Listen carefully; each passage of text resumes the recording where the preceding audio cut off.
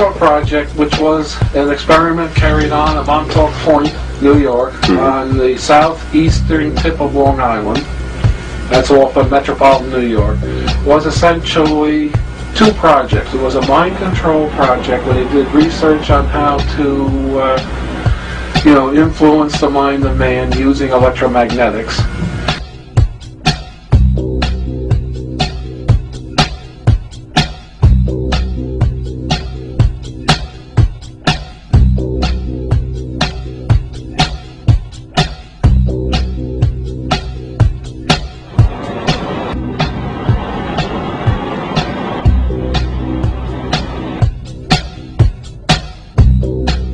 Montauk Monster!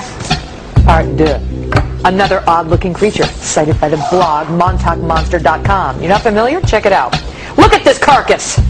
It washed up on the shore of Long Island, here in New York, last week. A couple apparently spotting it while they were taking a lovely stroll. Then bam! They bump into that thing.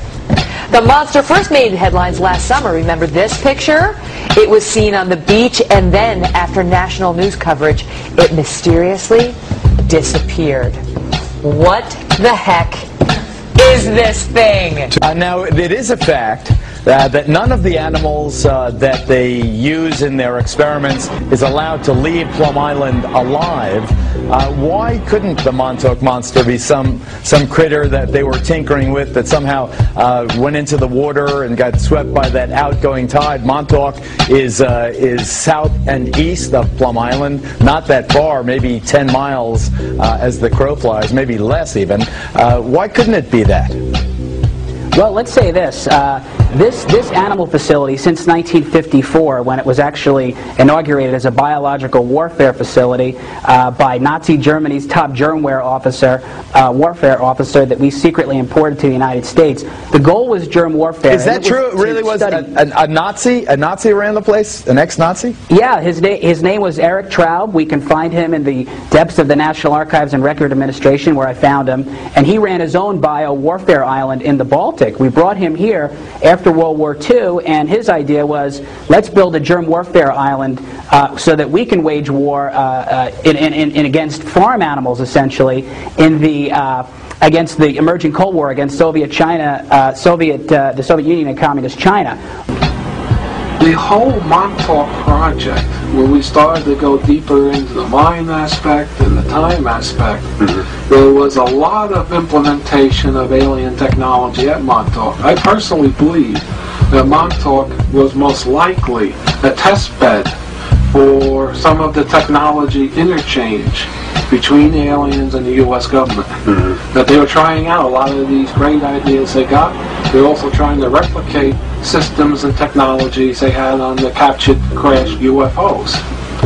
Also, I can remember I had an office in the radar tower. It was the first office on the second floor in the back. Next to my office was another office, and I remember, I swear on a stack of Bibles, I remember a lizard man in that office. It was His Highness Draco something, I can't remember the other name. And he was about 6 foot, 7 foot tall, had sort of like scaly skin, humanoid. He walked erect like we do, had 2 arms, 2 legs. He had a tail, but it really didn't show most of the time. He had somewhat of a humanoid face, strange eyes, a big mouth, and, looked like what you would expect if you're going to put together a lizard man.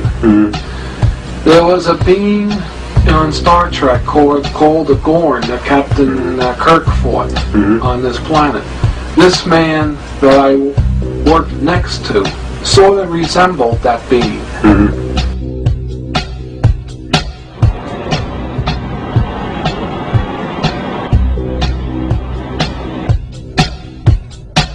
A single occasion, I was in the main corridor at the base, and coming out of the room, along the main corridor was this very large creature, very tall, well over 6 foot,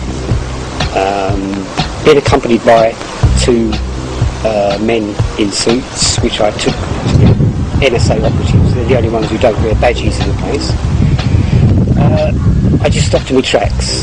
Very, very shaken. I mean, it's a very powerful looking being, very difficult to describe, just very, very tall, very well built, very strong, well over, as I say, well over 6 feet. He must have towered at least a foot over my head. A greeny, browny, mottled type of skin. I tried to take in as many details as possible, but as I say, it literally caught me unawares. I was really put into shock. Didn't know what the hell it was. It was just casually walking along the main corridor with the 2 operatives. Got a very strong sense of evil and nastiness about the thing. It worried me for quite a while afterwards. I mean, you know, you're never told. The security people are last to be told what's going on. But it was inferred by others at the time that that was one of the reptile species. Of course, it didn't mean that much to me at the time. But every time you asked questions, no one wanted to answer. It was just strongly inferred that, yeah, that was a reptilian, you don't want to mess with that, and it was just left at that. But over the years, it just seems more and more plausible to me that that also was another creation from the base. It just, you know, there may well be reptilian races, but it's just as easy for the military to have actually made this thing, rather than it being an actual reptilian. Like the rest of them? Like the rest of them, yeah.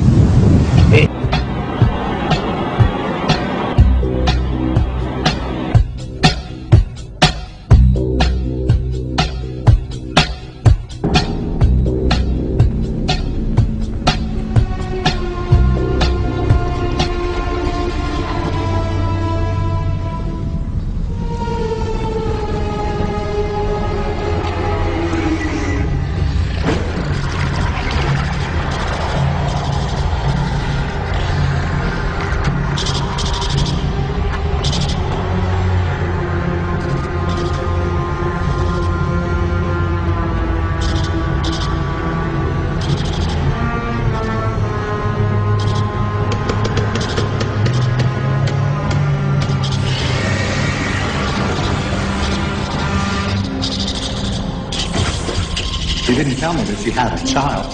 What was it I was supposed to do? Kill it. It's not an if, this is a child.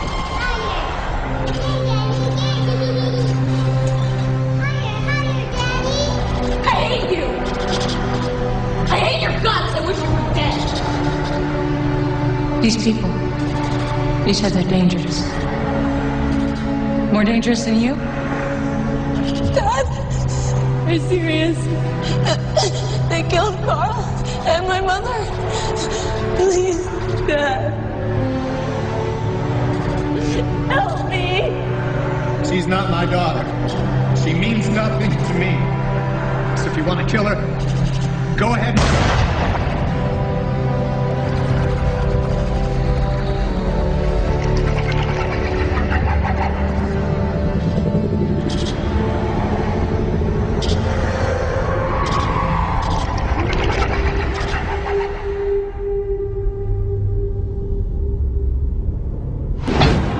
It is admitted that they are creating animal-human cross-species clones, but they claim in the media they're killing them at different embryonic phases,